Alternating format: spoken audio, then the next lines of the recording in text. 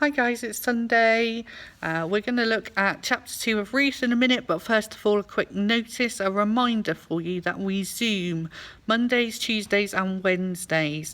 Mondays year 5 and 6, 5 o'clock. Tuesdays engage years 3 and 4 at 4:30, and Wednesdays 4:15 for everybody in Bright Sparks and Connects. Your links to those Zooms are in an email sent to your parents every Friday. If you don't get that email, mums and dads, please let me know and I will make sure that you're added to the list. If you open that email, work your way through it, there'll be a bit at the bottom all about Zooms, and you can click the link to get to those conversations, those groups that we're running in the week. So I hope to see you there this week, guys. Right, so Ruth chapter 2. We are working our way through Ruth. It's 4 chapters, 1 book, very short, often forgotten in the Bible, and we are learning life lessons from Ruth, and we are also at the same time we are reminding ourselves why Ruth is in the Bible. And the reason that Ruth is in the Bible is because it's pointing the way to Jesus. The story of Ruth points us towards Jesus. And so the way we're doing that is each week we're having a couple of jigsaw pieces of words or characters or something from the story that I say, quick, write that down, it's important. We're going to need that jigsaw puzzle piece. And then at the end, on chapter 4, I'm going to explain to you how we put them all together. So last week, the words that we had to write down were Naomi, Ruth, and Bethlehem. Okay, and today I will let you know in a few minutes what the words are for this week. So first of all, I'm just going to read you a very, very, very short couple of verses, bits. I'm going to pick bits out of chapter 2 so that you get an overview of the story. I am not going to read it all because it is a very long one. So I'm just going to give you the bits, the key bits out of it. One day, Ruth, the woman from Moab, said to Naomi, "Let me go to the fields. Maybe someone will be kind and let me gather the grain he leaves in his fields." So Ruth went to the fields, and she followed the workers who were cutting the grain, and she gathered the grain that they had left. It just so happened that the field belonged to Boaz. He was a close relative from Elimelech's family. Then Boaz spoke to his servant, who was in charge of the workers. He asked, "Who is that?"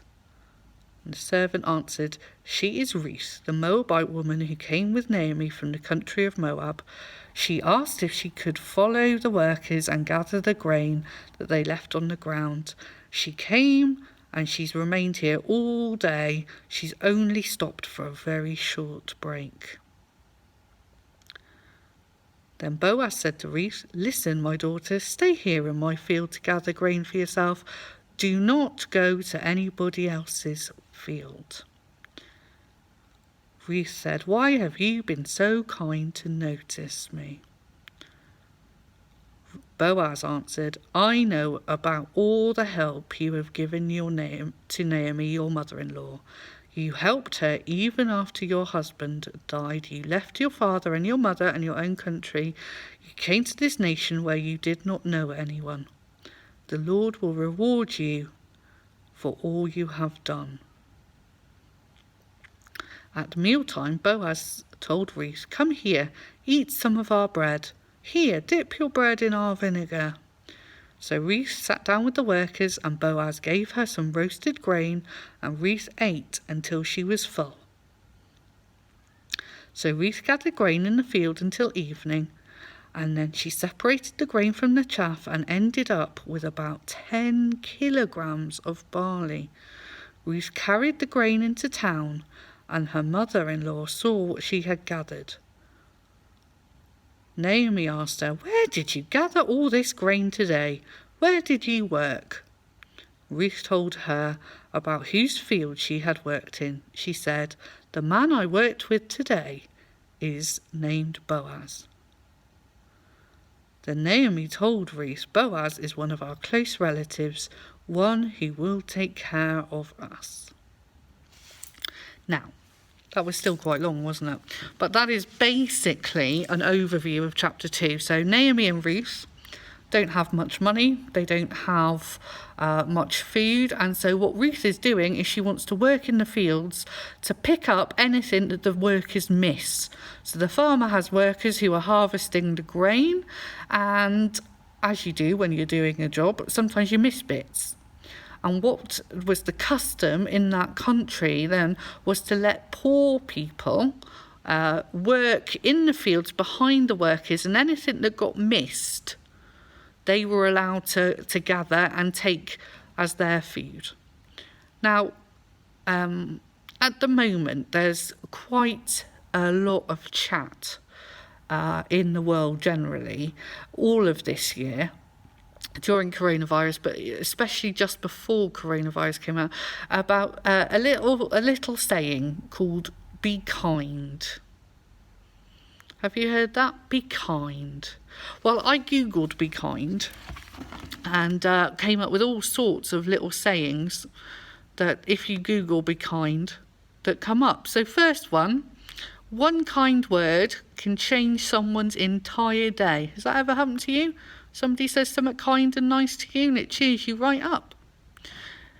In a world where you can be anything, be kind. Well, that's quite a challenge, isn't it? In a world where you can be anything, rich, famous, cool, trendy, be kind. Be kind to yourself and let your kindness fill the world. So start with yourself, be kind to yourself, and then keep being kind, and it'll go out and fill the world. You'll fill the world. Now, and there's just one more, which isn't it always the way when you're looking for something on the computer screen? But I really wanted to tell it you because it was quite, yes, this is it. I think this one's important. If you can't be kind, be quiet. That's good. So my mum used to say something very similar, which was, if you can't say anything nice, don't say anything at all. Have you ever said that somebody said that to you? Maybe you've said it to somebody else. If you can't be kind, be quiet. It's very trendy at the moment to tell people to be kind, very of the moment to, encourage people to be kind to one another. And I think sometimes it gets a bit lost. You lose the impact. Be kind. What does that mean? Be kind to yourself. Or how can you be kind to yourself? How can you be kind to others? Well, even harder at the moment. How can you be kind to others? Because we can't really see many other people. And I think sometimes when it's all over the internet and all over the television, you can get T-shirts with "be kind" on and badges and all sorts. And sometimes it's just too much. It just becomes, I don't even know what that means. Do you know what? In this story of Ruth, Boaz has totally got the idea of being kind. He really has. Boaz has heard about Naomi and Ruth. And the reason he's heard about them is because Naomi was married to Elimelech. That was her husband, and he died, if you remember, in chapter 1. But Elimelech was related to Boaz. So that's how Boaz knows about Naomi's story, and he knows about Ruth. He knows that Ruth wouldn't stay with her family, and that she wouldn't let Naomi be on her own, and that she came back with Naomi to her hometown and left her own family. And that's how Boaz knows. And he knows that Ruth is kind. And when he meets Ruth, he is super, super kind back to her. Really kind, really generous. Work in my field, eat our food, share our bread. And it'd be very unusual for somebody to do that to one of the people who were just collecting sort of the leftovers. It's not the normal thing to do. And he is being kind, and she asks him, "Why are you being so kind to me?" And he says, I've heard what you did for Naomi. I heard that you left your family and came back to look after her. And kindness spreads. It really does. Ruth was kind to Naomi. Boaz heard about it. Boaz is kind to Ruth. And we can spread kindness. This is such an important life lesson. We can spread kindness. We can be the person who is different from everybody else and who spreads that kindness. But it's hard work. We have to really think about it. And like I was saying, it gets a bit lost, the message. Oh, be kind. It's a bit, yeah, be nice, be kind. No, it makes a real difference. Do you know what Boaz being kind to Ruth did? Do you know what it did? It fed her and Naomi. It meant that they didn't starve. That's amazing. He wasn't just a little bit kind. Oh, hello, nice to see you. Or, oh, haven't you heard about Ruth? She's really nice to Naomi. No, he made a huge effort to be kind. He told his workers, let her work here. He told Ruth, only work in my field. And I didn't read it out because I was trying to keep it short. But there's actually a part where he tells his workers, drop a little bit extra. Pretend you'd left that bit behind and let her pick it up. He's extra kind, extra generous. And in these times, like Ruth was having a really hard time, Ruth and Naomi. They didn't have money. They didn't have lots of family. They didn't have lots of food. And in that time, it was really difficult for them. And Boaz was extra kind, and he spread love and kindness by looking after them. In this time, life is really hard right now. And we need to spread kindness and generosity and put ourselves out for people. That's what we need to do. It's not just a little motto to wear on a t-shirt. It's something to do each and every day. So I want you to think this week, our life lesson from Ruth and Boaz this week. Proper kindness. What can you do for somebody that will change their day, that will change how they feel, that will maybe have a slightly more long-term impact on them? What can you do? And actually for Boaz it wasn't a lot. He just said, work in my field.